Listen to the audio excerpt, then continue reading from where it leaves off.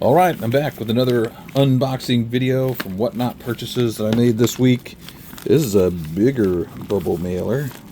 Looks like it's packed pretty well and pretty full. I'm not going to show the other side and make sure that I don't reveal anybody's addresses, but carefully cut this one open. Make sure I don't cut off any product. And let's see what we have inside. Looks like we have more envelopes, so this is the kind of packing I like to see. Somebody who takes their time to really make sure things are boxed up well. And this is kind of cool. Throw in a couple of root beer candies also. I don't know how much I'd like that if those ended up on my product, but the rest of it is packed up well enough that I don't think that that's much of a risk. So kind of a cool little surprise to throw in there. I'll get the invoice out of the way to make sure we don't reveal anybody's information, and then we'll get into these envelopes. I got two to get into. I think I'm going to start with this guy and see what's in here. Honestly, I buy so many things on Whatnot, I sometimes don't remember what it is that I ordered, so this is about as much a surprise for me as it is for you. I always like to make sure I feel around the edge that I'm going to cut, though, to make sure I'm not going to cut through anything important in case there's something in there that, you know, might be sticking up. So let's see what we have in envelope number 1. Alright, looks like we've got some nice coins. Starting off with this 1925 piece dollar. Nice details on that one. I can see why I liked this one. A little higher grade one. 25 piece dollar. Those are always nice to pick up. And then, next one, a non-silver coin, but excellent condition here.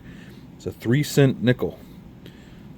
They made a 3-cent trime with the color trime, the 3-cent dime, around the same period as these, but the trime is made with silver, and oftentimes you find them in not so great condition.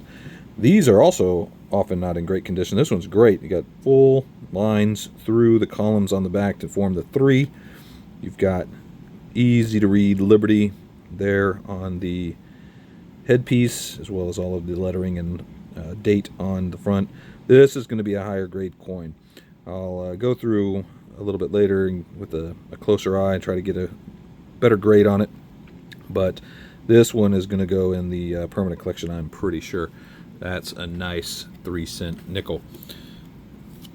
After that, we've got this 1891 C.C. Morgan. I remember this one. I think I overpaid on this one. As actually, I got a little bit excited about that CC designation, and so I probably overpaid on that one, but that's okay. CCs are generally always a good investment. I have a few more just sitting back there on the back row currently, so this will go in with those, and at some point we'll see maybe how I did on that as far as an investment is concerned. I think not great, but sometimes when you get caught up in those auctions, you end up paying a little bit more than what you might want to.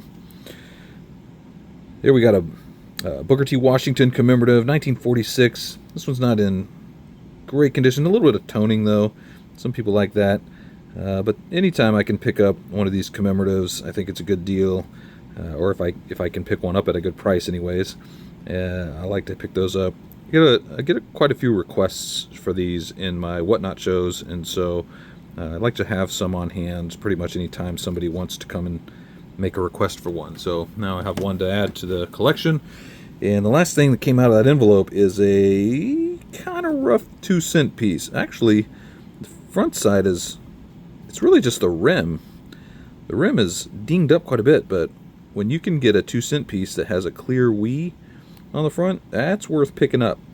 The details are all there. It just kind of gave the illusion of being a little beat up because of how the rim looks on this side, and in particular this side looks like, and maybe I'm getting a little bit of glare also from the plastic, but yeah, it's got a little bit of maybe environmental damage is what that is.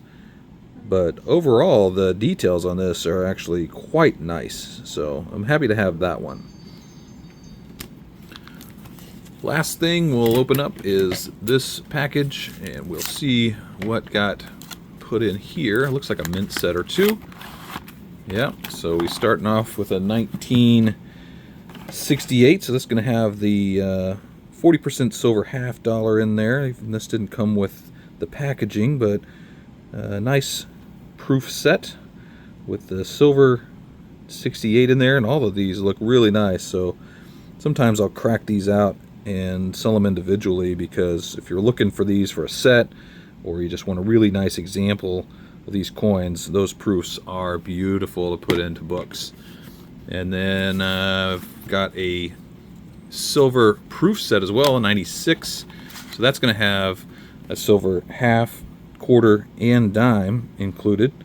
Nickels and pennies are never silver, except I guess the war nickels from the 40s. But those are nice to pick up once in a while when you can, to pick up some extra silver. So I got that 96 version. And lastly, I've got a couple of sets. I think this is Philly and Denver.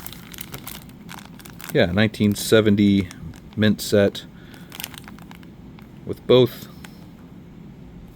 the Philly and the Denvers. Again, you've got your 40% silver Kennedy half. Everything else is clad, and comes with these old mint tokens that they used to include in the mint sets. Pretty sure the other one's a 70 as well. I'll double check real quick, make sure. Yeah, it's been well documented that it's a 1970. I do like to check these when I get them to make sure that it is what it says it is.